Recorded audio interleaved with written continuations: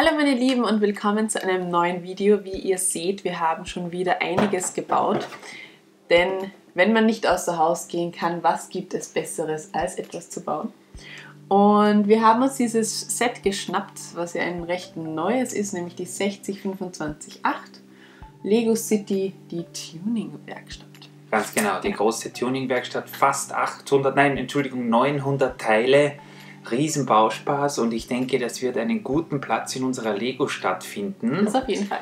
Bevor es den Weg dorthin macht, haben wir uns aber gedacht, wir schauen noch kurz mal mit euch vorbei und sehen uns an, was das Set so parat hat. Es sind jede Menge Minifiguren, die wir euch gleich im Detail zeigen werden. Autos, ein Wohnwagen, eine kleine Hundehütte und natürlich, was nicht fehlen darf, die große Tuning-Werkstatt. Genau. Es sind mehrere Anleitungen, City-typisch, relativ einfach gehalten. Man kann also auch sogar zur selben Zeit bauen. Finde ich immer eine super Sache. Das Bauen aufteilen, was wir jetzt in unserem Fall nicht gemacht haben. Es sind einige Aufkleber dabei. Und dann würde ich sagen, wir starten mal mit vielleicht den Minifiguren. Ja, das sind immer meine Favoriten und ich finde, die Damen gehören zuerst präsentiert. Bei diesem Set sind 3 Damen dabei, wie ihr sehen könnt. Genau. Die eine hat so einen Geldschein in der Hand, die eine eher eine Rockerin. Finde ich ganz cool, diese neuen Kappen mit der Damenfrisur. Zum Teil haben die auch sogar Wendegesichter. Genau, das zeigen wir euch gleich noch. Warte, einen Moment. Und alle sind so irgendwie vom Design her ein bisschen an die, ja, Motoristen oder auch Rocker-Fans angepasst. Genau, lustigerweise, es sind alle 3 Figuren ebenso mit Pferdeschwanz. Also auch ganz lustig ist. Zum Teil die Werkstattmitarbeiterin, die Tunerin. Jetzt hat Lego also wirklich verstanden, genau, dass Autotuning eher nichts für die Mädchen ist, wie wir gesehen haben. Die Lego Friends Autotuning-Reihe wurde ja bis vor kurzem auf Amazon und Co. verramscht, sogar Lego selbst hat sie teilweise um 50% verbilligt hergegeben. Verkauft hat sie sich, glaube ich, eher weniger. Jetzt haben sie mit der City-Serie sowas Ähnliches auf den Markt gebracht und das macht hier schon einen viel besseren Eindruck. Schauen wir uns noch die Herren der Schöpfung an. Genau, aber es sind trotzdem 3 Mädels dabei, 4 Männer. Finde ich ganz cool. Also auch die Frauen interessieren sich für Autos, das ist ja eigentlich kein Problem. Hier haben wir jetzt sogar 2 Figuren, die einen Namen haben. Lego hat ja eine neue Fernsehserie, diese Lego City Adventures, glaube ich, heißt die. Und da gibt es jetzt Sets mit personalisierten Minifiguren. Das ist jetzt zum Beispiel mit seiner grünen Jacke und diesem coolen Elvis-mäßigen Frisurenschnitt Dread Octane.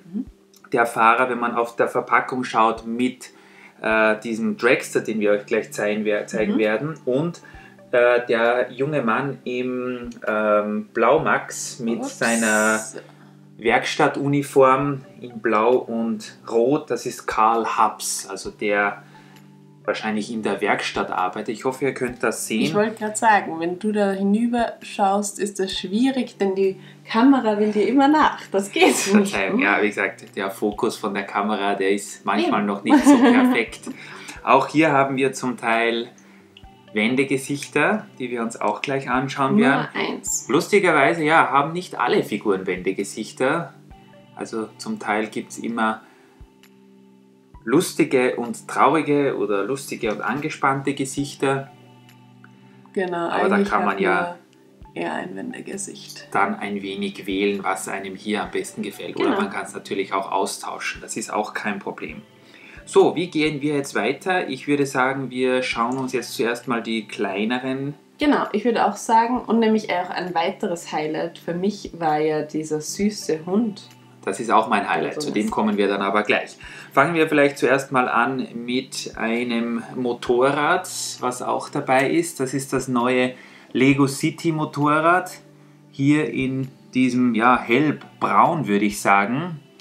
Ein ganz klassisches Motorrad.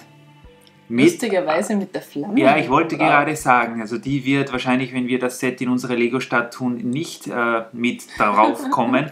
Vor allen Dingen ist ja, ich kenne mich jetzt bei Motorrädern auch nicht so gut aus, aber der Motor von einem Motorrad ist ja normalerweise hier.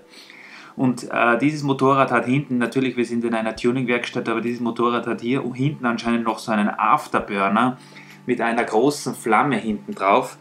Das sieht zwar ganz nett aus und da kann man auch dann eine Figur unserer Wahl draufgeben. Hier zum Beispiel diese Rockerfrau. Ja. Aber die Flamme, die kommt auf jeden Fall weg. Das sieht so um einiges besser aus. Du hast da vielleicht, wenn irgendein Dieb unterwegs ist und extrem schnell wegfährt, vielleicht das dann dann wäre sowas schon brauchbar. Aber gut, diese Flammenteile kann man sonst auch wieder verwenden. Du hast freie Wahl. Was sehen wir uns als nächstes an? Ja, ich werfe den Hund. Dann ich finde den so süß. Zeig uns den Hund. Das ist auch mein persönliches Highlight dieses Sets. Das ist der so süß. Werkstättenhund. Eine Hundehütte mit einem Baum, einem kleinen Fressnapf. Interessanterweise ist aber gar kein Knochen dabei gewesen. Jetzt hat er sich vertschüsst. Wie gesagt, das absolute Highlight dieses Sets finde ich, dieser kleine, was ist das eigentlich, ein Bulldog oder sowas? Ich glaube auch, dass das eine Dogge ist. Hat man es jetzt gesehen? Nein, Moment. Genau. Kuschel dich mal zu mir rüber, dann sieht man es besser. Mit der weißen Schnauze und dem Halsband. So süß. Heißen tut der gute Kerl übrigens Jules, wenn ich das richtig lesen kann, was auf seiner kleinen Hundehütte draufsteht. Gefällt mir auch. Ich hoffe, dass Lego den in der nächsten Zeit mal wieder bei einem ihrer Sets unterbringt. Vielleicht auch sogar in anderen Farben.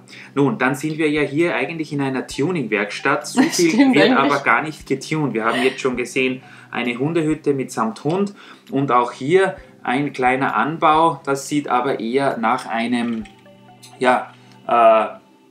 Autohaus aus. Also hier so eine Rampe, wo dieses kleine Auto, was bestimmt viele von euch kennen, das ist schon in diversen Sets vorgekommen. Ja, das ist übrigens diesmal so aber süß. in Blau.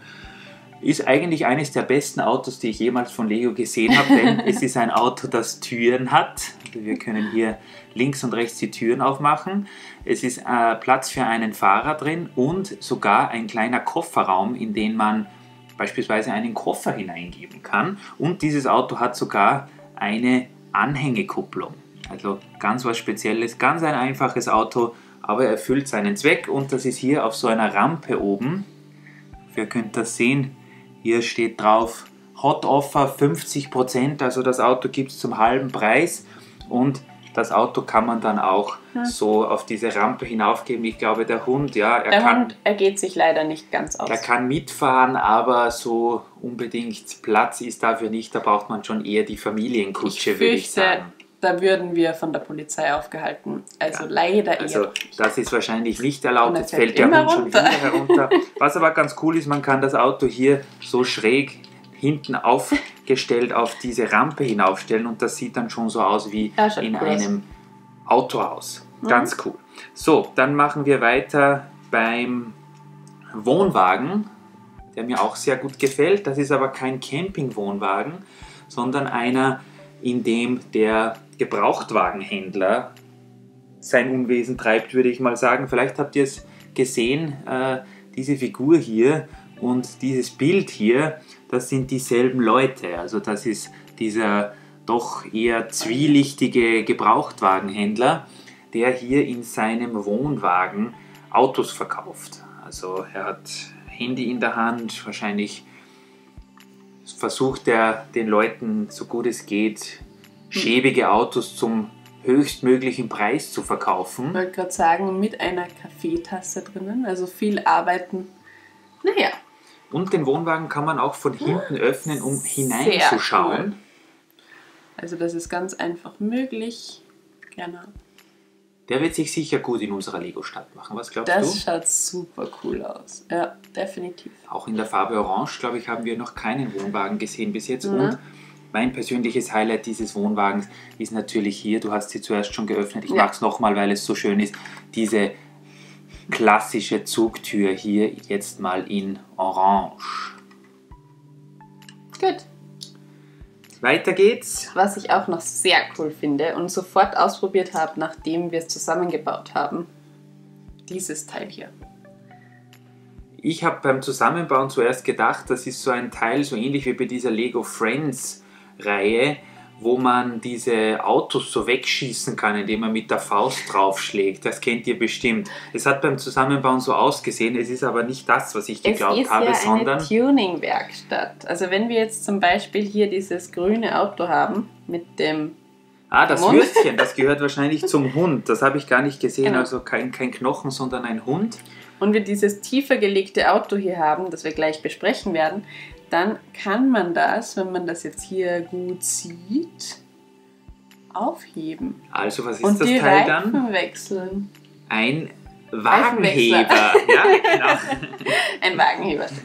Auf jeden Fall so cool. Ich finde es zwar etwas komisch, weil Lego hat ja immer diese hellblauen Wagenheber gehabt, wo man auch so einen kleinen Hebel nach oben ziehen hat können, aber jetzt, ja, der ist um einiges größer, aber er funktioniert wirklich gut. Also cool.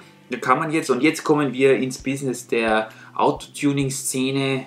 Jetzt ist es soweit, dass wir Autos reparieren und tunen und schrauben werden. Du hast den Anfang gemacht mit diesem Wagenheber. Schauen wir uns gleich mal diesen coolen Tuner an hier. Also ein grünes Auto, auch sogar mit so einem Lufteinlass auf der Motorhaube. Das Auto hat auch ein neues Chassiteil, ein neues Autobodenteil, was ich noch nie wo gesehen habe. Vielleicht blende ich euch irgendwo kurz ein kleines Bild ein, wenn das möglich ist. Auch mit dickem Spoiler. Das, was ich ein bisschen komisch finde, ist hier, weiß nicht, ob ihr das sehen könnt, laut Anleitung wird der Spoiler hier so montiert. Mir würde es aber besser gefallen, wenn er so hinten nach oben stehen würde. Also das sieht doch schon besser aus, finde ich. Ja. Platz für eine Person und es könnte sogar sein, dass sich hier der kleine Hund im Fond des Wagens ausgehen würde. Das müssen wir doch gleich ausprobieren. Ach. Also das ist auf jeden Fall schon ein sehr cooles Auto. Der ist ja so süß, aber er ist einfach so groß. Hat er nicht viel... Also, ja gut. Er passt hinein, wenn man dann als Cabrio ohne Dach fährt. Mit Dach geht es sich leider nicht aus. Das Dach geht dann leider nicht mehr drauf, aber müssen die werten Herrschaften halt Cabrio fahren. Ach, dann lassen wir es mal als Cabrio. Was wir zuerst vergessen haben, es gibt für den Motorradfahrer, wer auch immer das ist, natürlich auch noch einen klassischen schwarzen Motorradhelm und so eine Zielflagge. Wenn der Tuning-Vorgang dann abgeschlossen ist, dann kann man hier auch natürlich Rennen fahren und dann darf natürlich so eine Start- und Zielflagge nicht fehlen. So, das nächste Auto. Eher oldschool. Ein Oldschool Drag Racer mit einem riesengroßen hervorstehenden Motorblock und hier aus dem Auspuff kommen sogar Flammen heraus. Also das ist wirklich ein echter Kaliber an einem Wagen. Das ist jetzt sogar ein Cabrio. Also es könnte sogar sein, dass es hier möglich ist, den kleinen Hund hineinzugeben. Aber doch nicht, wenn der so schnell fährt. Siehst du das in der Der ist auch bestimmt extrem laut. Also das wird für den Hund wahrscheinlich nicht besonders ein angenehmer... Genau, weil da sieht man wieder die Flammen. Also das ist natürlich... Also ich weiß nicht, die Sicherheit des Hundes, ob die da noch gewährleistet ist, ich bin mir nicht sicher. Er würde auf jeden Fall... schwierig hineingehen. Es passt dann hier wahrscheinlich nur der Hund hinein und kein Fahrer mehr, was natürlich auch nicht optimal ist. Außer der Hund kann fahren und hat einen Führerschein. Hier ist auf jeden Fall bei diesem Auto ein relativ, jedenfalls mir neues und unbekanntes Grillteil verbaut. Ich werde euch das Teil vielleicht auch einblenden, denn ich habe jetzt gerade das halbe Auto zerlegt. Was wir natürlich auch nicht wollen. In Sekunden schnell. Aber ich würde sagen, du kannst dann mal den tollen Abschleppwagen vorstellen. Denn es kann natürlich immer wieder sein, dass beim Tunen irgendwas schief geht, ein Einspritzdruck oder was auch immer ist zu hoch gewählt und es raucht einem der komplette Motor ab. Dann muss natürlich der Werkstättenbesitzer mit dem Namen Tread Octane ausrücken und für Abhilfe schaffen und muss die gestrandeten Fahrzeuge wieder zurückholen in die Werkstatt. Und da hat er sich einen ganz coolen Abschlepptruck zugelegt. Eher amerikanisches Design, würde ich sagen, relativ groß, aber gefällt mir auch sehr gut. Hat auch auf der Seite diese kleinen Containerboxen, wo er Werkzeug drin hat, oder ich glaube Öldosen sind da drin, weil die Schraubenzieher und Hämmer sind ja auf der Seite. Die Türen kann man leider nicht öffnen, wie bei unserem coolen kleinen Auto. Deswegen sage ich ja, das haben nicht alle Autos Türen bei Lego. Und wie gesagt, in diesen Aber- kleinen Kästchen die sind auf beiden Seiten. findet sich, ich glaube, Öldosen sind dort drin.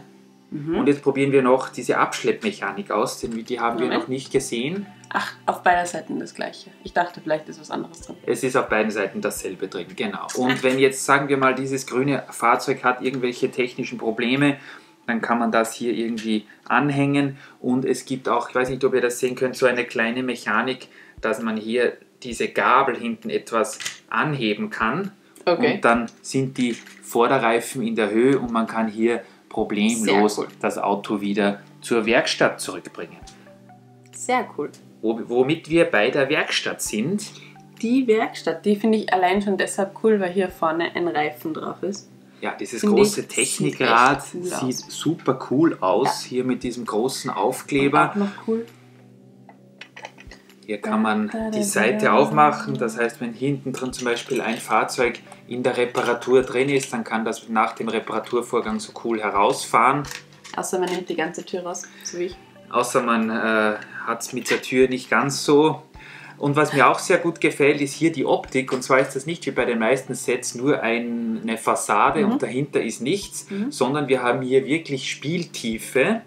Und das Set sieht auch von innen ganz cool aus. Also wir haben hier, vielleicht kennt ihr das von diversen anderen Sets, halten wir nochmal das gesamte Prachtstück in die Kamera, spielt leider sehr, hier sogar mit Tür, die man öffnen kann, zum Reingehen und Rausgehen natürlich, Straßenlaterne und sogar einem Straßenschild, der Tubeside Avenue. Wie gesagt, und hier kann man das öffnen. Nicht wenn, so weit, Wenn wir sonst die fällt's ganze hinaus. Geschichte, nein, ich lasse es jetzt absichtlich zu, wenn man die Geschichte von der anderen Seite ansieht, sieht man schon, es ist relativ offen. Und was ist das? Und das hier ist so ein Kran, den man nach links und rechts ziehen kann. Den Und was kennt ihr hängt da vielleicht. dran? Ein Motor.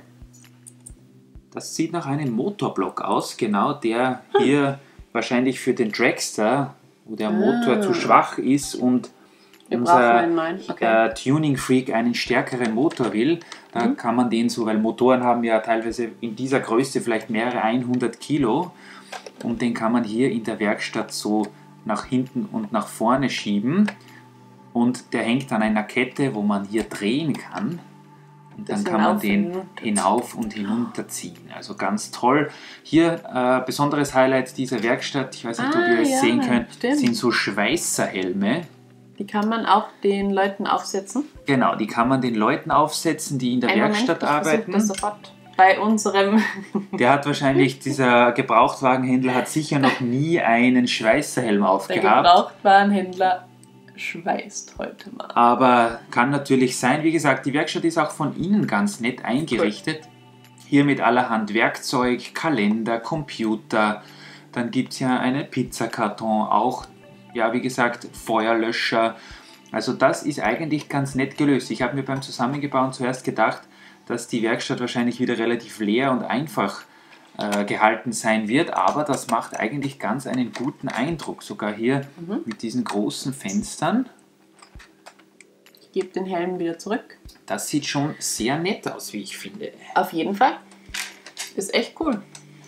Also, das Set hat wie gesagt 897 Teile. Listenpreis ist 100 €, was ich relativ viel finde, aber Ja. man kennt ja Lego mittlerweile, ich weiß nicht, wer überhaupt heutzutage noch den Listenpreis bezahlt. Ich glaube, wir haben es um 70 bekommen, also Ja, ich so in wollte dieser grad sagen, Gegend weil ist das es tut weniger weh. ohne weiteres zu haben. Und was würdest Ja. du sagen für 70 € dieses Set? Finde ich es eigentlich. Also es ist so, dass mir einfach das Set gefällt. Weil wir so viele Figuren haben und den süßen Hund haben. Also es gibt auf jeden Fall jede Menge Finde ich zu schon tun. cool. Wir haben Ja. jede Menge Figuren, wir haben jede Menge Fahrzeuge. Hier diese Geschichte mit dem Wohnwagen, dem Hund und dieser großen Tuningwerkstatt, die hätte von mir aus noch ein bisschen größer sein können. Da hätte man auch Ja, gut. ein Auto oder das Motorrad weglassen können und dafür die Tuningwerkstatt noch ein bisschen größer machen. Aber im Großen und Ganzen finde ich, dass das Set hier sehr viel Spielspaß bietet. Sehr, sehr. Coole Figuren dabei und ich glaube, das wird einen sehr schönen Platz in unserer Lego City finden. Wir werden euch auf jeden Fall auf dem Sehr Laufenden halten, wenn wir das Set dann irgendwo platzieren und ihr könnt uns sagen, ob es euch dann dort noch besser gefällt als hier jetzt auf unserem Tisch. Hast du den Computer auch hergezeigt? Ja, den Computer, das ist ein sehr klassischer Computer, den es das ist ja auch cool. in relativ vielen neu modernen Lego-Sets schon gibt. Hier mit der grauen Tastatur und hier unten ist noch ein Kästchen, in dem aber nichts drinnen ist. Und weil wir das leider auch nicht besser herzeigen können, das ist doch auch cool. Da hängt dann neben dem Computer an der Wand ein kleiner Kalender mit einem Auto drauf. Nicht mal einer Dame. Ich hätte ja eine Dame erwartet. Ja, ich glaube, das Set ist ab 6 ist das Set. Okay. Da sind wir noch nicht so weit. Aber da blenden wir die Realität noch aus. Wird natürlich sehr auch gut noch werden. Das Innenleben des Sets hat mich ein bisschen an den Lokschuppen erinnert, an die 10027, was ja eines der besten Lego-Sets der letzten Jahrhunderte ist, möchte ich mal so sagen. Also es hat schon seine Daseinsberechtigung, wenn ihr es vielleicht um den Preis gegen 70 € bekommen könnt, könnt ihr hier auf jeden Fall ohne weiteres zuschlagen. Na, finde ich echt cool. Und allein da diese ganzen kleinen Kästchen da drinnen, man kann sehr viel verstauen. Es ist zwar gar nichts drinnen, weil ich gerade herausfinden wollte, ob sich da vielleicht das Geld versteckt. Nein. Aber man könnte eins reingeben. Ganz genau. Und was natürlich auch cool ist, die Anhängekupplung von diesem kleinen blauen Auto lässt sich natürlich auch super verwenden, um hier diesen Wohnwagen zu ziehen. Aber ist er stark genug? Wobei, wenn es eine Tuning-Werkstatt ist, vielleicht haben die ihn so getuned, dass er das leicht ziehen kann. Er sieht nicht nach viel aus, aber bestimmt ist das Auto hier ganz stark getuned. 200 PS, der kann fliegen. Das kann leicht sein. Genau. Gut, ich hoffe, es hat euch gefallen, dass wir euch dieses kleine Set präsentiert haben. Kleines Set mit 900 Teilen, wobei Lego ja in letzter Zeit sehr viele große Sets auf den Markt bringt. Ich finde es cool. Wir werden hier jetzt noch ein bisschen spielen und wir haben noch ein paar Sets in der Pipeline, die wir euch in der nächsten Zeit natürlich auch noch zeigen werden. Auf jeden Fall. Also wenn ihr euch freut, dann seid gerne wieder dabei. Wir würden uns freuen. Wir würden uns auf jeden Fall freuen und wir sehen uns dann beim nächsten Mal. Tschüss. Tschüss.